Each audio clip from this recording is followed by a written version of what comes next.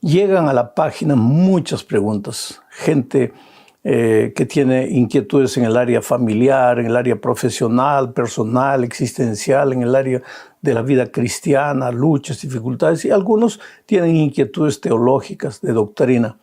Bueno, yo no tengo tiempo, no tengo oportunidad de poder responder todas las preguntas, pero quiero separar en cada comentario, a partir del próximo trimestre, unos 4 o 5 minutos, para responder una pregunta por semana. Así que si tienes alguna inquietud, envía tu pregunta a la página. Yo voy a seleccionar una, solamente una, la más general, la que puedes beneficiar a la mayoría de las personas.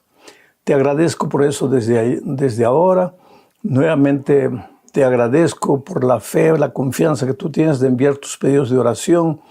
Muchísimas gracias a los que mandan saludos, siempre me desean una feliz semana.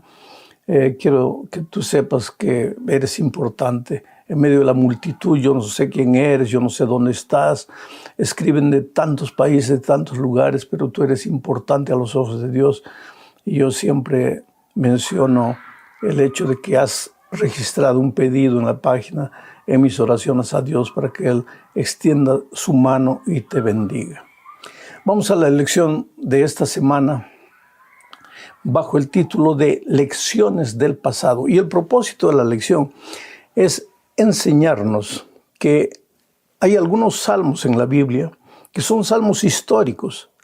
Presentan la historia de Israel, la historia de cómo Dios en el pasado cuidó de su pueblo, protegió a su pueblo.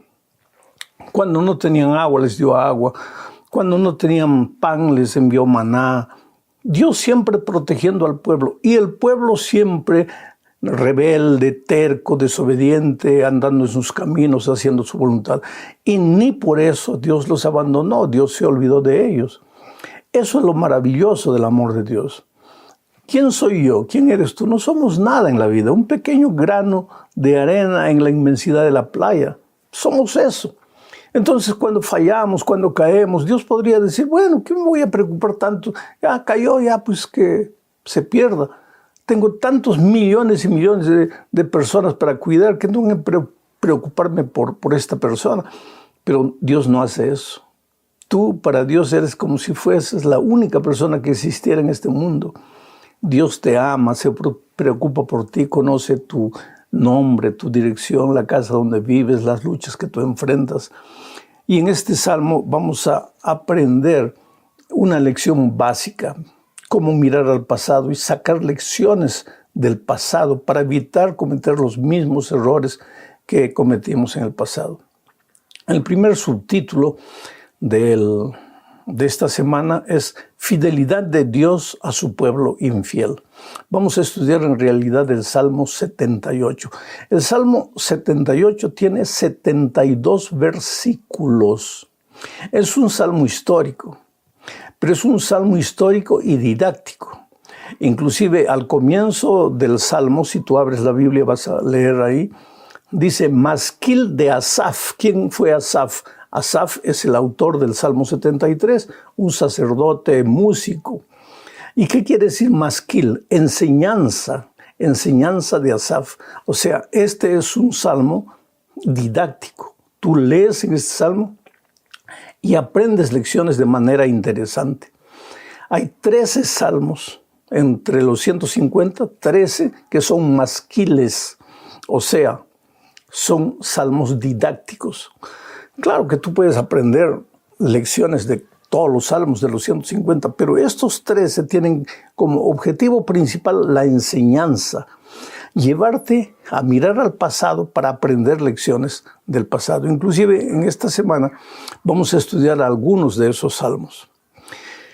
Vamos a leer Salmo 78, versículo 2. Mira lo que dice. Abriré mi boca en proverbios. Esa palabra proverbios en el idioma original hebreo es bemasal, que puede ser traducido como proverbios o como parábolas. Entonces, este salmo dice así: abriré mi boca en proverbios, en salmos, hablaré cosas escondidas desde tiempos antiguos. Proféticamente, el salmista aquí estaba anunciando la manera como el Señor Jesús enseñaría, porque cuando Jesús estuvo en esta tierra dijo que había venido a enseñar en parábolas, las parábolas.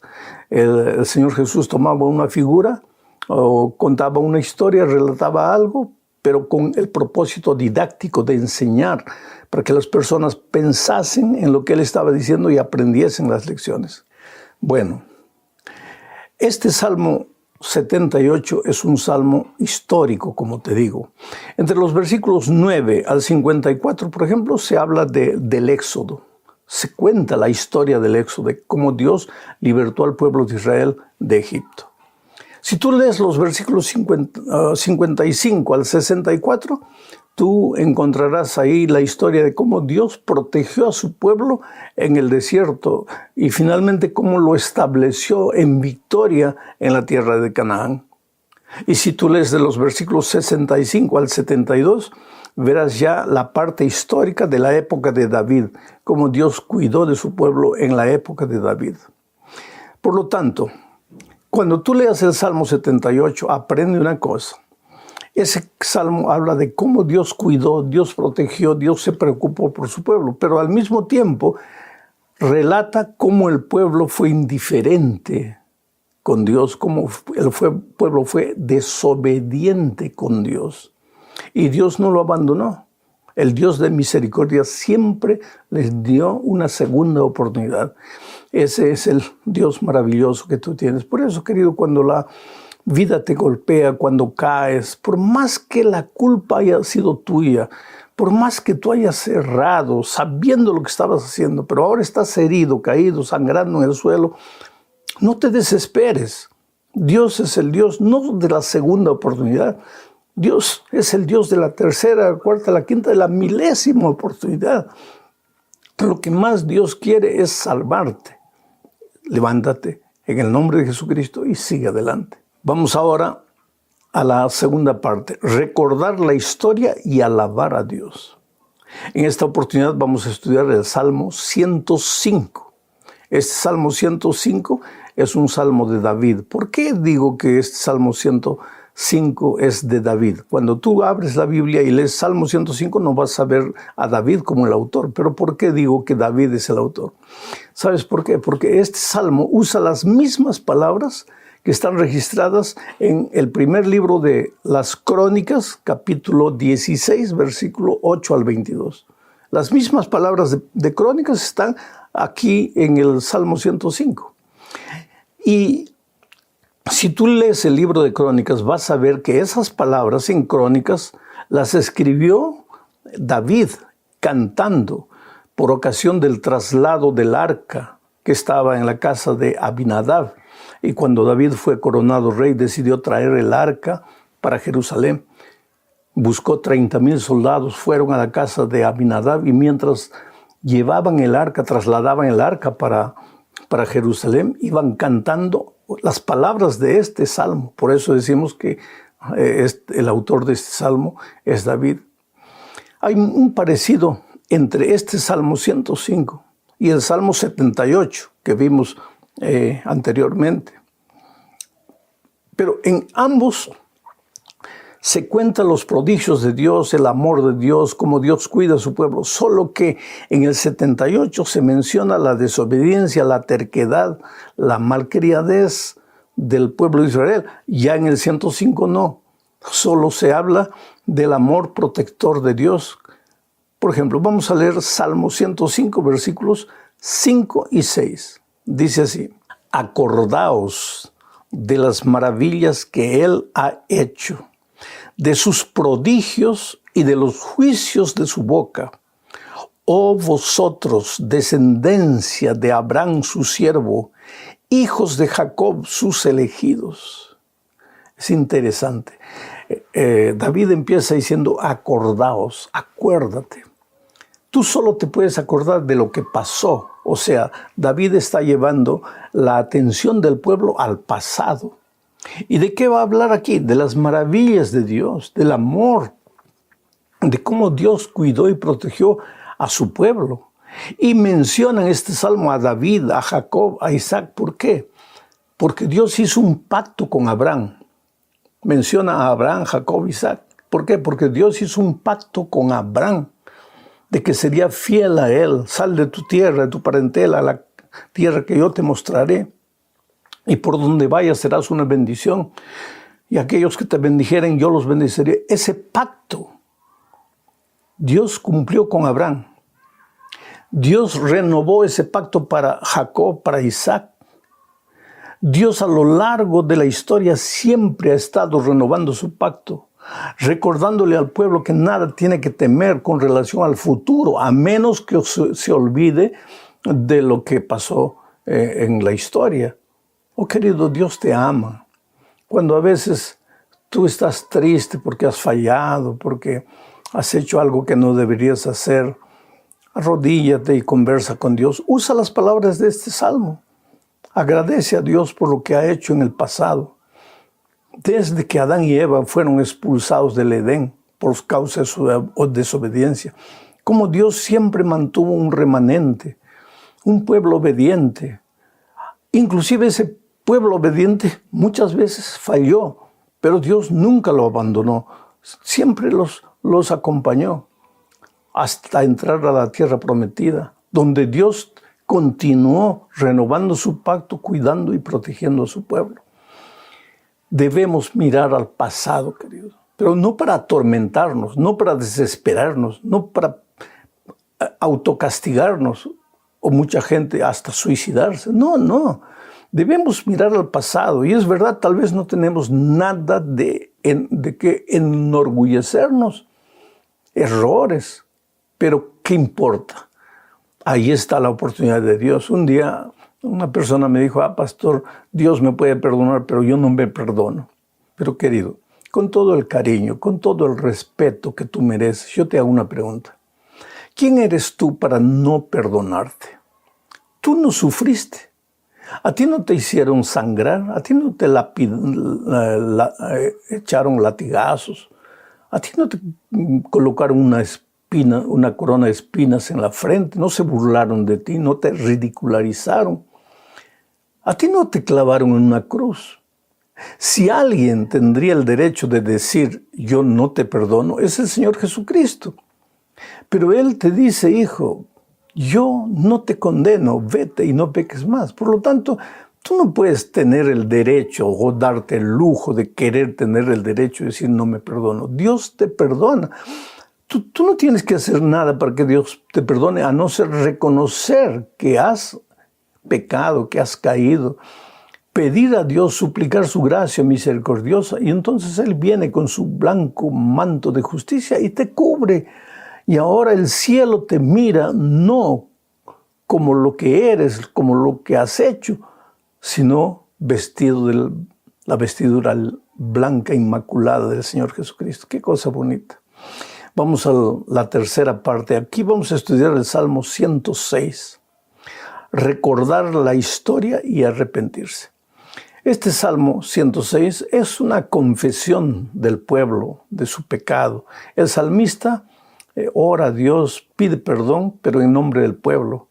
Todo el pueblo, querido, el sábado se reúne en la iglesia para pedir perdón a Dios, para humillarse delante de Dios. Tal vez la persona que ora por la gracia de Dios se ha mantenido fiel durante la semana, no ha caído, no ha resbalado. Pero en la multitud, en la iglesia, hay personas que han caído. Entonces, cuando tú vas al frente y dices, Señor, perdónanos nuestros pecados, nuestra desobediencia, nuestra terquedad, si hemos ido a un lugar que no deberíamos haber ido, si hemos hecho algo que no deberíamos haber hecho, no es porque la persona que está orando hizo o no hizo, sino que está orando en nombre del cuerpo, de la iglesia, de los miembros, de los otros miembros que están ahí, muchos de ellos sufriendo porque han sido heridos por los dardos del enemigo. Voy a leer solo los versículos 6 y 7 del Salmo 106. Mira lo que dice el salmista. Pecamos nosotros como nuestros padres. Hicimos iniquidad, hicimos impiedad. Nuestros padres en Egipto no entendieron tus maravillas. No se acordaron de la muchedumbre de tus misericordias, sino que se rebelaron junto al mar. el Mar Rojo. Ahora, tú puedes hacerte una pregunta, pero ¿por qué aquí, en la época de los salmos ya, el pueblo o el salmista en nombre del pueblo está pidiéndole a Dios perdón, confesando sus pecados, pero no sus pecados de esta semana, sino los pecados de sus padres, sus abuelos, sus bisabuelos, aquella gente que salió de Egipto, que atravesó el Mar Rojo? Ahora el salmista dice, Señor, pecamos. Él no había estado en el grupo de los rebeldes que atravesaron el Mar Rojo y después se rebelaron contra Dios, pero él vuelve sus ojos al pasado y dice, Señor, pecamos. ¿Por qué? Querido, porque aquí está el asunto. Muchas veces nosotros leemos la historia de hombres malos, de mujeres impiadosas que han cometido errores en la Biblia. Por ejemplo, un Caín, el propio Adán. El otro día una persona me dijo, ¿qué culpa tengo yo, pastor, de estar sufriendo por la culpa de Adán? Si yo hubiera comido el fruto, está bien, yo acepto mi castigo, pero ¿qué hice yo? Adán fue el desobediente y yo tengo que pagar las consecuencias. Oh, querido, es que si tú hubieras estado en el lugar de Adán, si yo hubiera estado en el lugar de Adán, habríamos hecho las mismas cosas. Si nosotros hubiéramos estado en el desierto con el pueblo de Israel, habríamos reclamado, habríamos hecho las mismas tonterías que el pueblo hizo. Es por eso que en el tiempo de los salmistas, el salmista dice, Señor, pecamos, y se refiere a los pecados del pasado. Porque de una o de otra forma, todos los pecados del pasado nosotros los repetimos en nuestro día a día. Somos traidores, somos mentirosos, somos crueles, somos rebeldes, somos ingratos, las mismas cosas. Los mismos pecados con otra ropa, pero los mismos pecados al final de cuentas. Vamos ahora a la cuarta parte de este estudio. Aquí veremos la parábola de la viña del Señor. Vamos a estudiar el Salmo 80. Aquí se describe a Israel como una viña que Dios arrancó de Egipto y la trasplantó, la plantó de nuevo en la tierra prometida. Pero por su desobediencia, porque Dios siempre fue fiel al pacto. Todos los salmos que hemos leído hasta aquí hoy, esta semana, hablan de la fidelidad de Dios a través de los años, del cuidado protector de Dios, pero es el pueblo el que se rebela. Es el pueblo el que abandona a Dios, el que se aparta de Dios. Y cuando tú te apartas del territorio de la vida que es Dios, pues entras en el territorio de la muerte. Es una cosa normal, lógica, natural. No es que Dios te castiga. Los escritores bíblicos muchas veces usan la expresión, Dios, me estás castigando, Dios no le está haciendo nada. El ser humano se separa de Dios, entra en el territorio de la desgracia, la tragedia, de la muerte. Y cuando sufre las consecuencias del pecado, lo primero que hace, Dios, me estás castigando. No, Señor, yo estoy sufriendo los resultados de mi desobediencia, del haberme apartado de Dios. Entonces, cuando el pueblo estaba ya en la tierra prometida y debería disfrutar de paz si respetase los principios del pacto, pero no respetó, se quedó como una vida abandonada. Y entonces leo el Salmo 80, versículos 12 y 13. Dice así, ¿por qué derribaste sus cercas? Está hablando de la viña de Israel, del pueblo de Israel, que está simbolizado por la viña. ¿Por qué derribaste sus cercas? Todos los que pasan le arrancan uvas, los jabalíes le hacen destrozos, las bestias salvajes la devoran. ¿A qué se está refiriendo David?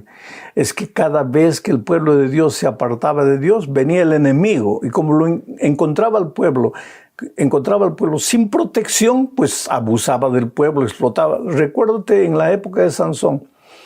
Dios levantó a Sansón porque el pueblo filisteo venía, el pueblo de Israel plantaba, cosechaba. Cuando ya estaba la cosecha lista, venían los filisteos, se llevaban todo. Y aquí el salmista usa la figura, todos los que pasan le arrancan uvas, los jabalíes le hacen destrozos, las bestias salvajes la devoran. Ese era el pueblo de Israel en la tierra prometida, donde debería disfrutar de las bendiciones de Dios. Estaba sufriendo a manos de sus enemigos. ¿Por qué? Porque cada vez que salía del territorio de la bendición, pues entraban naturalmente al territorio de la maldición. El estudio es largo. revisa tu lección, estudia, lee los salmos, medita, reflexiona. Pero vamos a terminar hablando de la supremacía del Señor en la historia. Y aquí vamos a leer unos versículos del Salmo 135. Dios aquí convoca a alabar a su pueblo, a alabar a Dios, al reconocer cómo Dios lo ha protegido en el pasado. Este Salmo 135 es característico. ¿Sabes por qué? Porque usa muchos versículos del Antiguo Testamento, no solo de otros salmos, sino también algunos versículos de, por ejemplo, del libro de Deuteronomio, del libro del profeta Jeremías, 2 versículos del libro de Éxodos. O sea, los escritores bíblicos miraban, eran lectores estudiosos del Torá que tenían, de los libros bíblicos que tenían, y usaban muchas veces eso para escribir sus salmos. Vamos a leer el Salmo 135, versículos 15 al 18. Dice así: Los dioses de los paganos son de oro y plata, y están hechos por la mano del hombre. Tienen boca, pero no hablan. Tienen ojos, pero no ven. Orejas tienen, pero no oyen. Y en sus labios no hay aliento de vida.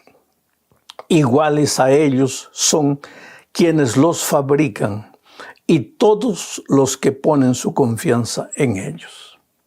¿De qué está hablando aquí el Salmo 135? Ahora, si Dios te protegió en el pasado, te cuidó, si te tomó de la mano como un niño, si te trajo, si te arrancó de la tierra de pecado de Egipto y te trasplantó para una tierra nueva, para una vida nueva, pues aprende a caminar con Dios. No te apartes de Él. Pero ¿qué pasa? El pueblo de Israel en la tierra prometida se contagia de la filosofía, de la religión de las naciones paganas y empieza a fabricar ídolos de madera que no oyen, que no ven.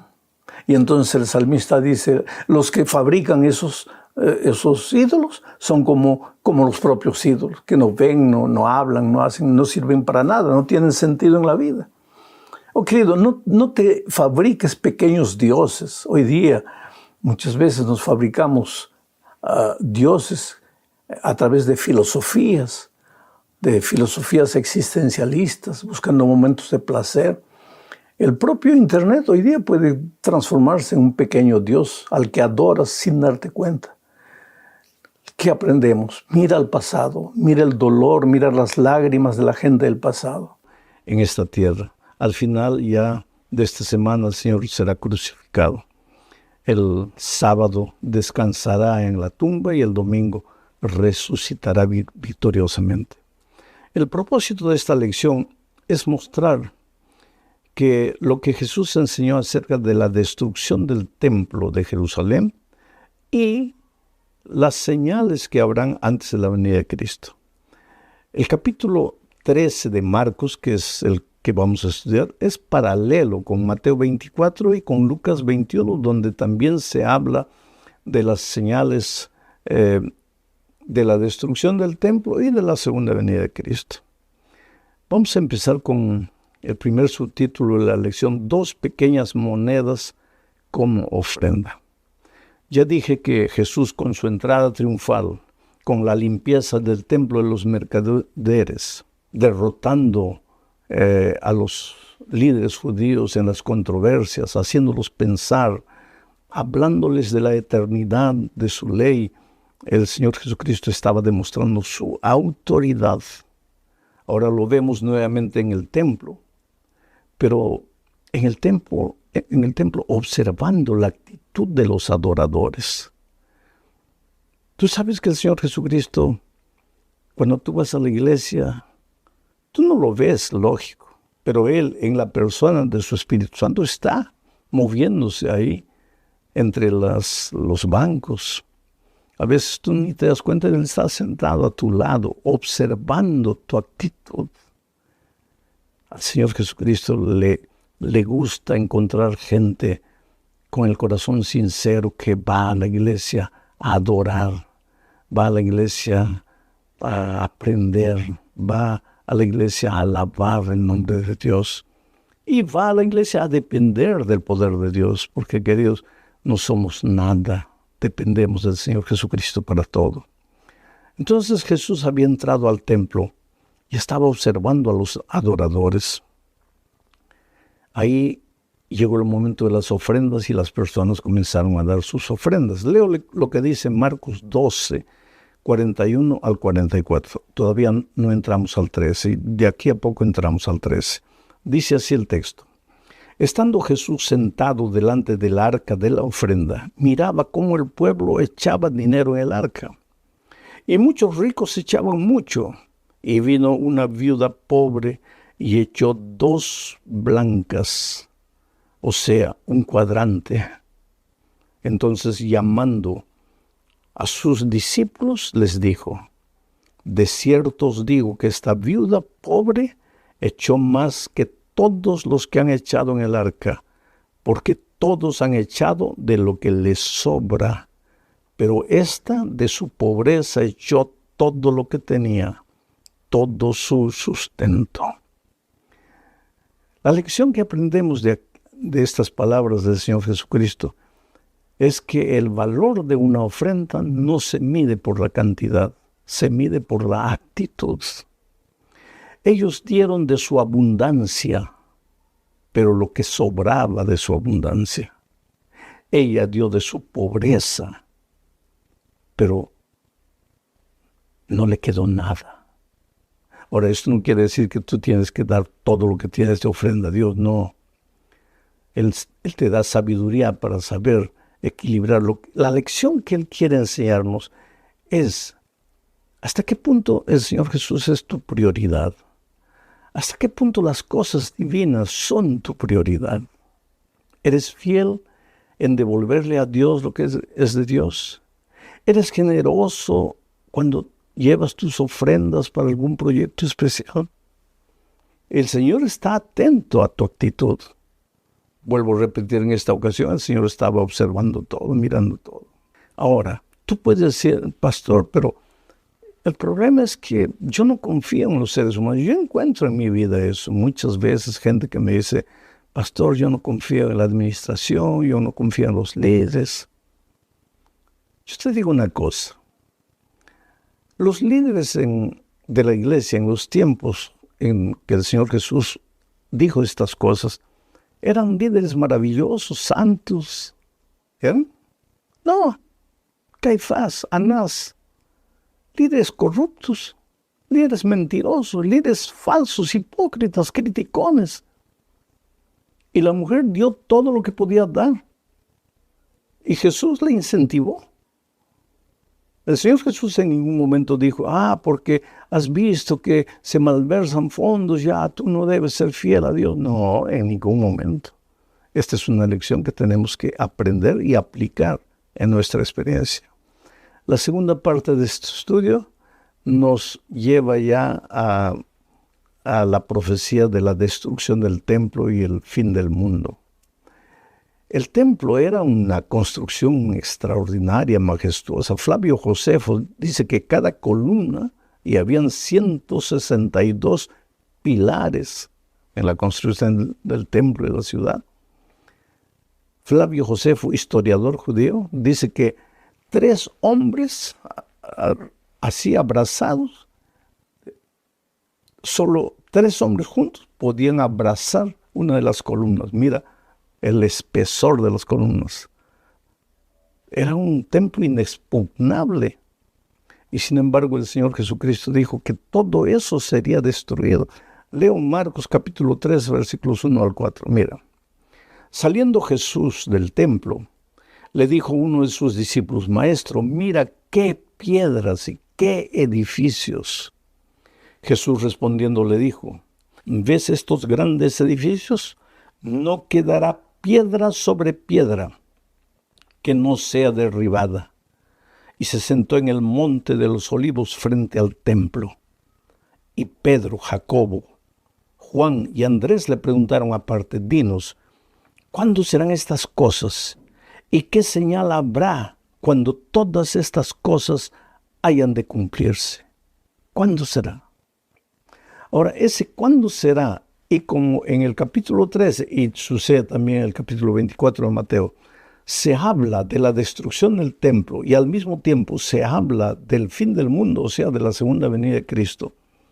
A veces no se sabe cuándo una señal se aplica a la destrucción del templo literal y cuándo se aplica a la segunda venida de Cristo. Y esto crea a veces un poco de confusión.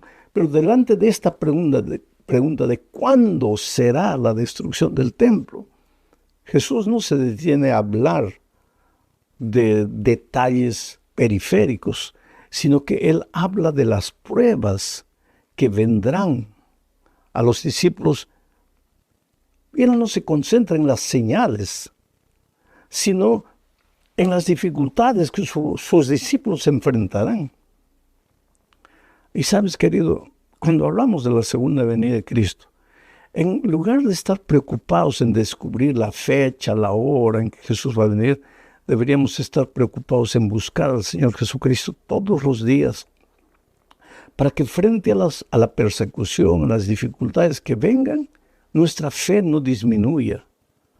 Porque te digo una cosa, estar preocupado en descubrir cuándo Jesús va a volver no te ayuda a crecer espiritualmente. Tú dirás, sí, me ayuda. No, lo que te despierta es miedo. Y cualquier tipo de preparación para el encuentro con Cristo por miedo no es preparación auténtica. La preparación para el encuentro con Cristo no tiene que nacer del miedo, tiene que nacer del amor por Cristo, de la esperanza de encontrarte con Él. Por eso el Señor Jesucristo no se detuvo mucho a hablar de señales.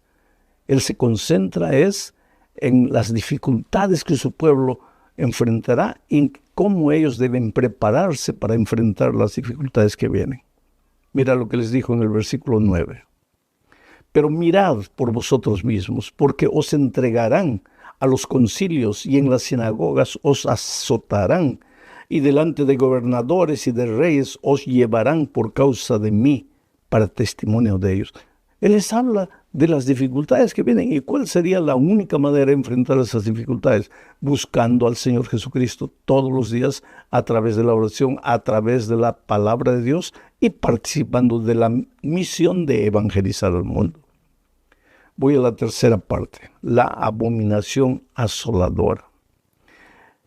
No hay que confundir la abominación asoladora con la gran tribulación. La abominación asoladora se refiere a los días antes de la destrucción del templo, porque en el año 70, cuando Jesús dijo esto, estábamos en el año 30 y pocos. Pero en el año 70, los romanos invadirían Jerusalén y destruirían y quemarían el templo. Y el pueblo judío sería perseguido por aquí y por allá.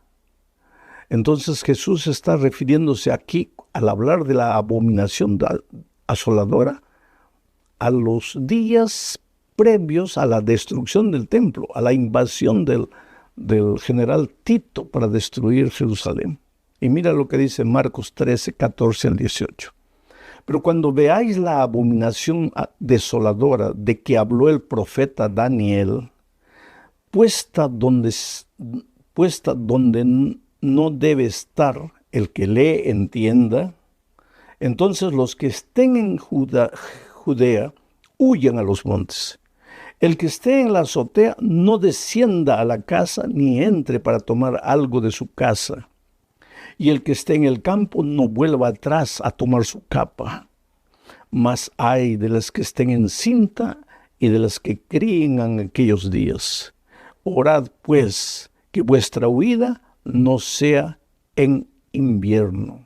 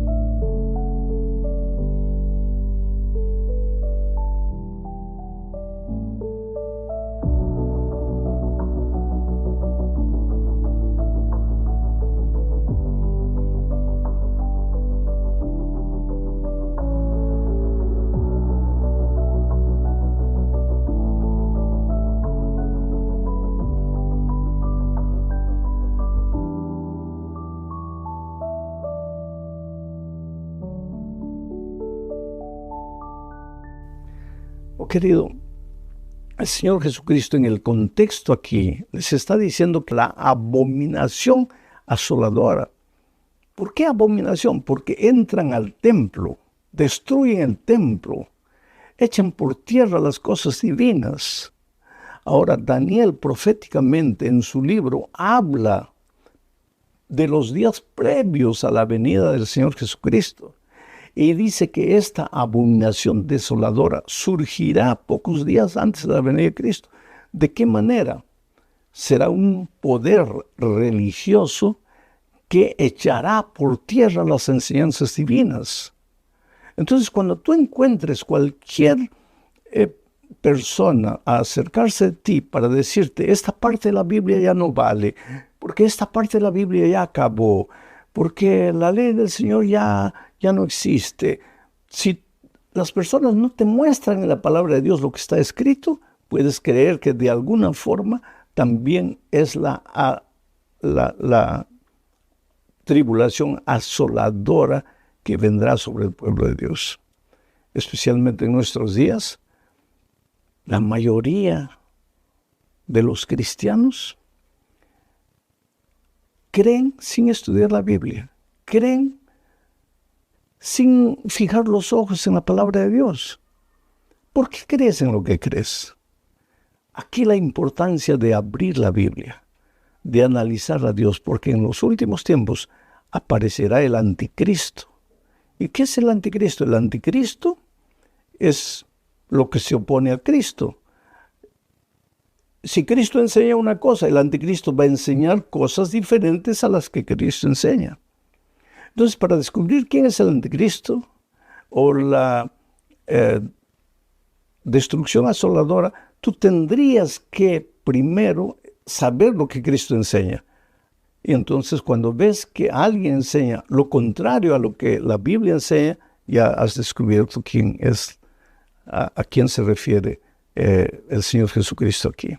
Vamos a la cuarta parte del estudio, la gran tribulación. Ahora, aquí en la gran tribulación se refiere específicamente a los días antes de la venida de Cristo. Marcos 13:14 dice lo siguiente. Porque Marcos 13:19 dice, porque aquellos días serán de tribulación cual nunca ha habido desde el principio de la creación de Dios, que Dios creó hasta este tiempo, ni la habrá. Oh querido, ser fiel a las enseñanzas de Dios no es fácil. Y la profecía de Apocalipsis especialmente nos enseña que en los últimos días el pueblo de Dios será perseguido por causa de su conciencia, será perseguido por su fidelidad a las enseñanzas de la palabra de Dios. ¿Y por quién será perseguido? Por un poder religioso que enseña cosas contrarias a lo que la palabra de Dios enseña. Es por eso que surge aquí la necesidad de volver los ojos a Dios, de volver los ojos a la palabra de Dios, de estudiar y de aprender. Entonces, Marcos 13:26 al 29 ya nos habla del esplendor de la segunda venida de Cristo. Dice, entonces verán al Hijo del Hombre que vendrá con las nubes, con gran poder y gloria. Y entonces enviará a sus ángeles y juntará a sus escogidos de los cuatro vientos, desde el extremo de la tierra hasta el extremo del cielo. De la higuera aprended la parábola. Cuando ya su rama está tierna y brotan las hojas, sabéis que el verano está cerca. Así también vosotros, cuando veáis que suceden estas cosas, conoced que está cerca a las puertas.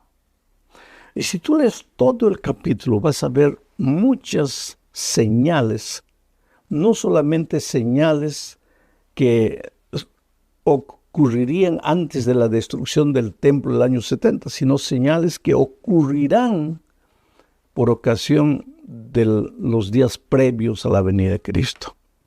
En Mateo 24 está detallado eso. Y querido, si tú observas, todas esas señales ya se han cumplido. El aumento de la violencia, el fallecimiento de la fe, porque mucha gente ya no tiene fe. Cuando el Hijo del Hombre venga, ¿encontrará fe en la tierra? El desamor entre los seres humanos. Aparecerán falsos cristos. Habrán fenómenos físicos. El sol se oscurecerá, las estrellas caerán, la luna se pondrá como sangre. Todo esto mostrándonos que el Señor Jesús está viniendo. La gente no creerá más en la palabra de Dios, o tomará la palabra de Dios y hará todo lo contrario a lo que la palabra de Dios diga. Cuando veáis estas cosas, dice el Señor Jesucristo, aprended de la higuera, porque cuando sus ramas se reverdecen, quiere decir que ya viene el verano. Así también vosotros, cuando veáis estas cosas, sabed que el Señor Jesús está viniendo. Oh, mi amigo, cuando tú contemplas el mundo, no solamente el mundo agnóstico, ateo, existencialista, sino el mundo cristiano, tú te vas a dar cuenta que la venida de Jesús ya no es un evento que, digamos así, está en el futuro. No. La venida de Cristo está más cerca de nosotros de lo que muchos imaginamos. Jesús viene, es una de las promesas más contundentes de la palabra de Dios. El Señor Jesucristo fue a prepararnos un lugar en el cielo y vendrá. ¿Y sabes por qué vendrá? Porque este mundo no puede continuar. Porque Jesús te ama. Porque Jesús no quiere que tú peregrines en el desierto de esta vida, enterrando a tu padre, a tu madre, a tus hijos, sufriendo injusticia social, a veces sin empleo, agredido por la enfermedad, por la muerte. Dios no te creó para eso. Dios te creó para vida eterna, para felicidad. Pero entonces, ¿por qué sufrimos? Porque entró el pecado y arruinó el mundo. Aunque explícitamente no hablan del fin, implícitamente sí traen algunas indicaciones con relación al tiempo del fin. Evidentemente estamos viviendo en los últimos tiempos. Ahora, lo importante no es conocer la teoría de las señales de Cristo, del cumplimiento de las profecías. Eso vale la pena, es importante saber, pero no es lo más importante. Lo más importante es vivir cada día una vida de comunión con Cristo, de tal manera que cuando llegue el día no seamos encontrados así sorpresivamente, desapercibidos, despreparados. El propósito de la lección de esta semana es mostrar algunas historias bíblicas, como por ejemplo la del diluvio, la destrucción de Sodoma y Gomorra, y ver cómo en esas historias bíblicas hay algunas indicaciones que tienen que ver con los eventos de la vuelta de Cristo a esta tierra. Vamos a la primera parte bajo el subtítulo de La ira del Cordero. Aquí vamos a ver en qué consiste la ira divina, porque evidentemente los escritores bíblicos, especialmente los del Antiguo Testamento, se referían a la venida de Cristo como el día del Señor, el día de Jehová, el día de la ira divina. Solo que a los que creemos en el Evangelio maravilloso de Jesús, en la gracia, en la misericordia del Señor, a veces no nos gusta hablar de la ira divina, muchos menos pensar siquiera en la ira divina. Sin embargo, vamos a ver que la ira divina es parte del amor divino, porque ira divina no es la ira humana, colérica, pecaminosa del ser humano. El problema es que nosotros solo podemos pensar en la ira divina comparándolo con la ira que nosotros sentimos. Pero la ira que nosotros sentimos es una ira pecaminosa. Aguantamos y llega el momento en que nos descontrolamos y y eso para nosotros es ira. Entonces, cuando pensamos en la ira divina, transferimos para la ira divina nuestro sentimiento humano de ira, lo que no es verdad. Vamos a leer Apocalipsis capítulo 6, versículos 16 y 17. Esta es una descripción del día de la venida de Cristo. Y mira cómo Juan describe esta escena. Y decían a los montes y a las peñas. ¿Quiénes decían? Los seres humanos que no estaban preparados para encontrarse con Jesucristo. Porque los que están preparados, cuando Cristo venga, ellos levantarán las manos al cielo y dirán, he aquí nuestro amado Señor a quien hemos esperado, ahora Él nos salvará. Pues nosotros no esperamos la vuelta de Cristo, el advenimiento de Cristo. Estamos cansados de vivir en este mundo, peregrinando, sufriendo, perdiendo a nuestros amados, pasando por dificultades. El punto final para todo eso es la venida de Cristo. Pero mucha gente escucha, está preparada, escucha el mensaje, conoce el Evangelio, conoce las advertencias divinas, pero no se prepara. Entonces, cuando Cristo venga, mira lo que sucede. Y decían, esa gente que no está preparada, y decían a los montes y a las peñas, caed sobre nosotros y escondednos del rostro de aquel que está sentado sobre el trono y de la ira del Cordero. Porque el gran día de su ira ha llegado. ¿Y quién podrá sostenerse en pie? Es interesante, queridos, que aunque la venida de Cristo va a ser un evento sorpresivo, porque Él no ha dado ni el día ni la hora. Mira, por favor, no trates de descubrir el día y la hora de la venida de Cristo. En la Biblia no, porque el propio Señor Jesucristo dijo que de eso nadie sabe. Y por favor, no creas en personas que están marcando fecha para la vuelta de Cristo. Eso no tiene base bíblica ninguna. Entonces la venida de Cristo será sorpresiva, pero aunque será sorpresiva, esta gente, mira lo que dice, porque ha llegado el gran día de su ira. ¿Y quién podrá estar firme? Quiere decir, esta gente ha escuchado hablar de la ira del Señor. ¿Qué es la ira divina? Es la respuesta de Dios al pecado. Es la actitud de Dios al pecado. Dios ama al pecador. Así que si eres un pobre ser humano, como yo, como cualquier ser humano, que necesita de perdón porque falla, porque cae, no te desesperes, porque Dios es un Dios de misericordia y de perdón.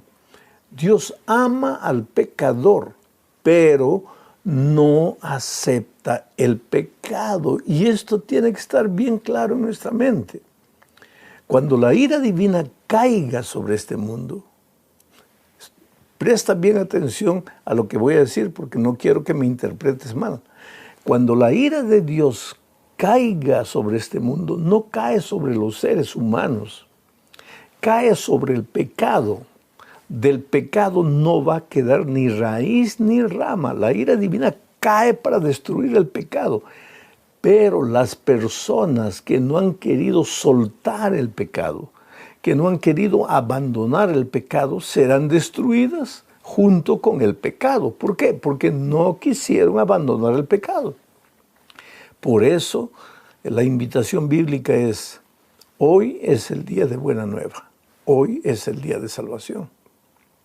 Porque llegará un momento en que, pues, el Señor Jesús tiene que ponerle un punto final a la historia del pecado. Y ese punto final es su segunda venida. Y en su segunda venida la ira del Cordero será derramada sobre el pecado para que no quede ni raíz ni rama. Y ese día, ay de aquel que no haya soltado el pecado. Ay de aquel que no haya aceptado la invitación divina, pues será destruida junto con el pecado. Esa persona será destruida junto con el pecado. Para complementar esta idea, leo Mateo 24, 36 y 37, que dice así: pero del día y la hora nadie sabe, ni aun los ángeles de los cielos, sino solo mi Padre. Mas como en los días de Noé, así será la venida del Hijo del Hombre. ¿Y qué es lo que caracteriza más a los días de Noé? No es la multiplicación de pecados, no es la variedad de pecados. Es verdad que los hombres del tiempo de Noé, pues cada día inventaban nuevos pecados, nuevas perversiones, Y a eso le llamaban, pues, no, es mi elección, es mi preferencia, y lo que sea. Pero lo que caracteriza a los días de Noé no es eso, porque eso lo vemos hoy día también. Aquí cuando dice que la venida del Hijo de Dios será como en los días de Noé, está hablando más es del elemento sorpresivo. El día que el diluvio llegó, las personas vivían como si fuese un día normal. Se despertaron, fueron al trabajo, a la escuela, continuaban practicando sus pecados, felices de la vida. ¿Por qué? Porque no pensaban que nada extraordinario iba a suceder. Sin embargo, apareció el diluvio y la humanidad desapareció. Así como en los días de Noé será la venida de Cristo. Las personas no hacen caso, no prestan atención, ¿qué les interesa la Biblia? ¿Qué les interesa nada? Y de repente, cuanto menos imaginan, Jesús ya va a estar regresando. El día y la hora nadie sabe, pero Jesús va a volver. Y por eso vale la pena vivir preparado. Por eso es que vale la pena estar preparado independientemente de fecha. Tú no necesitas saber la fecha para que te prepares. Tienes que estar preparado en todo momento. Bueno, vamos a la segunda parte del estudio bajo el título La evangelización en el día de Noé, en el tiempo de Noé. Y aquí leo Hebreos 11:7, que dice lo siguiente. Por la fe, Noé, cuando fue advertido por Dios acerca de cosas que aún no se veían, ¿qué es lo que no se veía? La lluvia. Con temor preparó el arca en que su casa se salvase. Y por esa fe condenó al mundo y fue hecho heredero de la justicia que viene por la fe. Mira, querido, el mensaje de Noé, porque Noé predicó el evangelio de salvación a las personas en su tiempo. Aunque la venida de Cristo será sorpresiva, no es inadvertida, porque Él advirtió, por ejemplo, hoy día para la venida de Cristo, Él nos dio sus señales, guerras, rumores de guerras, marginalidad, el desrespeto del hombre con Dios, todo son señales de que Jesús está volviendo. Pero el día exacto, eso no, eso es sorpresivo. ¿Por qué? Para que nadie vaya a prepararse solo porque está llegando el día, ¿no? Para que las personas vivan permanentemente preparadas. Bueno, en el tiempo de Noé era igual. Antes de mandar el diluvio, Dios mandó a Noé. ¿Para qué? Para predicar el evangelio. El evangelio no es buena noticia. Entonces, la noticia de que venía el diluvio para acabar con el mundo, ¿cómo iba a ser buena noticia? ¿Cómo iba a ser evangelio? Ah, querido, pero que el mensaje de Noé no era todos serán destruidos con el diluvio. No, el mensaje de Noé era hay salvación para los que creen en Dios. Hay salvación. Era evangelio lo que Noé predicaba. ¿Por qué? Predicaba la buena noticia de que hay salvación. El diluvio iba a caer, pero solo iba a destruir al rebelde, al contumaz, al terco, al que no hacía caso de las advertencias divinas. Pero era buena noticia para las personas que quisieran oír que había oportunidad de salvación. ¿Dónde? En el arca.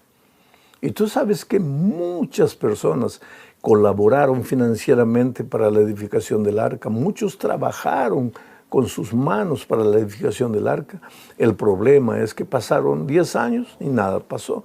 20, 30, 50, 100 años. Y entonces mucha gente llegó a la conclusión de que Noé estaba loco, porque su mensaje era medio extraño. Él decía, va a llover, pero hasta ese día nunca había caído una gota de agua del cielo. ¿Cómo se regaba la tierra? Con un vapor que salía de la tierra para regar el suelo, pero nunca había caído una gota del agua. Por lo tanto, que Noé dijera que va a caer agua del cielo, pues nadie creía. Sin embargo, querido, el agua cayó, el día llegó y la gente fue destruida. Hoy día también, cuando nosotros predicamos el evangelio y decimos que Cristo va a volver, mucha gente se ríe. Pedro dice que en nuestros días aparecerán burladores diciendo, ¿dónde está el día de su venida? ¿Por qué? Porque hace tanto tiempo predicamos, Cristo va a volver, y parece que no va a volver. ¿Ah? Sin embargo, el día y la hora de la venida de Cristo llegará. Tú no lo sabes, nadie lo sabe, pero va a llegar y Cristo va a volver. Y ese día mucha gente, pues, los que le esperaron van a levantar las manos y recibirlo con alegría, pero los rebeldes correrán a las montañas diciendo, caed sobre nosotros porque viene la ira del Cordero. ¿Por qué la ira del Cordero? No, no es ira para el ser humano, es ira para el pecado, es destrucción del pecado. Pero vuelvo a repetir, el ser humano que no aceptó la invitación divina será destruida con el pecado. Vamos a la tercera parte. El tiempo se nos está yendo rápido. La historia de Sodoma y Gomorra. ¿Sabes lo que impresiona de la historia de Sodoma y Gomorra? Tampoco son sus pecados. Es el adormecimiento espiritual, es la rebeldía, es la terquedad para no oír las advertencias divinas. Leo Judas 7.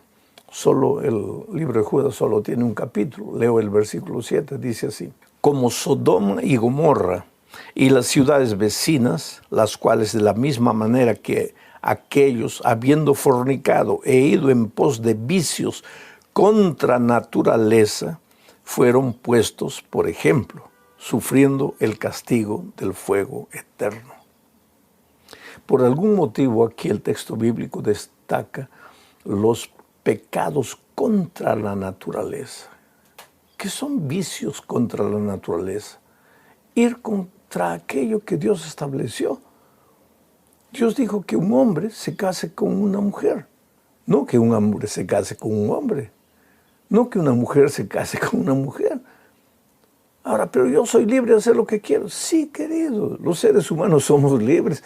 El amor de Dios involucra su libertad. Somos libres para hacer lo que querramos, pero eso no quiere decir que estamos en lo correcto, porque al hacer lo que el ser humano inventa y crea hacer, va contra las leyes de la naturaleza.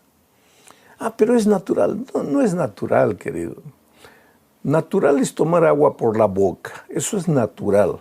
Pero tomar agua por el oído, eso no es natural. Pero si yo quiero, me coloco un embudo y me echo agua por el oído. Pero no es natural. Yo soy libre, pero no es natural. Lo natural es tomar agua por la boca. Entonces, Dios, no necesito comentar más esto. Dios ha establecido leyes naturales que necesitamos respetarlas. Pero en los tiempos de Sodoma y Gomorra, pues la gente no prestó atención a las advertencias divinas y llegó el momento en que el fuego cayó del cielo. Ahora, es interesante que ¿tú crees que Dios es un Dios tirano, abusivo, arbitrario, que se deleita en la destrucción del pecador? No. ¿Qué dice el Antiguo Testamento? No quiero la muerte del impío. No quiero. ¿Quién es impío? El contumaz, el rebelde, el malo. Y Dios dice, no quiero la muerte del impío. Yo quiero que se arrepienta y vuelva. Pero pues la advertencia divina a veces no vale, porque el ser humano no escucha. Y entonces cuando llegue el día, pues el día llega. Leo Génesis 18:25. Mira lo que dice el texto. Lejos de ti el hacer tal. Está aquí en este texto, Abraham le está hablando a Dios con relación al fuego que caería para consumir Sodoma y Gomorra. Y le dice, lejos de ti el hacer tal, que hagas morir al justo con el impío, y que sea el justo tratado con el impío. Nunca tal hagas. El juez de toda la tierra no ha de hacer lo que es justo. Interesante, de cierta manera, el atrevimiento de Abraham de decirle a Dios, Señor, tú no puedes hacer esto. Tú no puedes destruir al justo y al injusto al mismo tiempo. Va a caer fuego del cielo, pero el injusto y el justo no pueden morir. Vuelvo a repetir, el fuego del cielo cayó sobre Sodoma y Gomorra, pero Dios a través de Abraham ya les había dado la advertencia, que salgan de la ciudad, porque el fuego caería. Abraham salió con su familia salieron, pero la mayoría no salió. Cuando el fuego cayó, no cayó sobre las personas, cayó sobre la ciudad y las personas murieron. ¿Por qué? Por rebeldes, contumaces, porque no prestaron oídos a la advertencia divina. Pero quien oyó la advertencia salió y se salvó. Es que Dios es un Dios justo, es un juez justo, no comete injusticias. Por eso hoy llama. ¿Y por qué todavía no ha venido Jesús? Pedro responde esa pregunta. Dice que el Señor no retarda su venida como algunos la consideran por tardanza, sino que es paciente, no queriendo que nadie se pierda, sino que todos se arrepientan. Hoy, a Noé, en los tiempos de Noé, Dios envió a Noé para proclamar el Evangelio. En los tiempos de Abraham, Dios envió a Abraham para proclamar el Evangelio. Y en nuestros días, pues hay un remanente que predica el Evangelio. Salid de ella, pueblo mío. Sal, ven, deja tus pecados, arrepiéntete de tu vida pasada, ven a Jesús. Pero si el ser humano no obedece, no le hace caso, pues un día será destruido junto con el pecado. Llegamos a la parte final. El juicio previo al advenimiento. Pues para que no sea destruido el justo con el injusto, habrá un juicio antes de que Jesús venga. A ese juicio le llamamos juicio investigador o juicio preadvenimiento. Porque hoy día, por ejemplo, antes de condenar a alguien, ¿qué pasa? Hay un proceso judicial. Ahí el fiscal presenta las acusaciones, el abogado defensor presenta sus argumentos, ahí se presentan las pruebas, en fin, se ventila el caso y finalmente se da la condena. Cuando Cristo venga a esta tierra, viene para dar la recompensa, la vida eterna a los justos y la destrucción a los que no aceptaron la invitación, a los injustos. Pero antes tiene que haber habido un juicio. Y por eso en nuestros días hay un juicio invisible que nadie ve, pero que Daniel describe. Mira, voy a leer Daniel 7, 9 y 10. Mira lo que dice. Estuve mirando hasta que fueron puestos tronos y se sentó un anciano de días, cuyo vestido era blanco como la nieve y el pelo de su cabeza como lana limpia. Ese es Dios. Su trono llama de fuego, las ruedas del mismo fuego ardiente. Un río de fuego procedía y salía delante de él. Millares de millares le servían y millones de millones asistían delante de él. El juez se sentó y los libros fueron abiertos. ¿Cuándo fueron abiertos esos libros? Proféticamente en 1844. ¿Y por qué?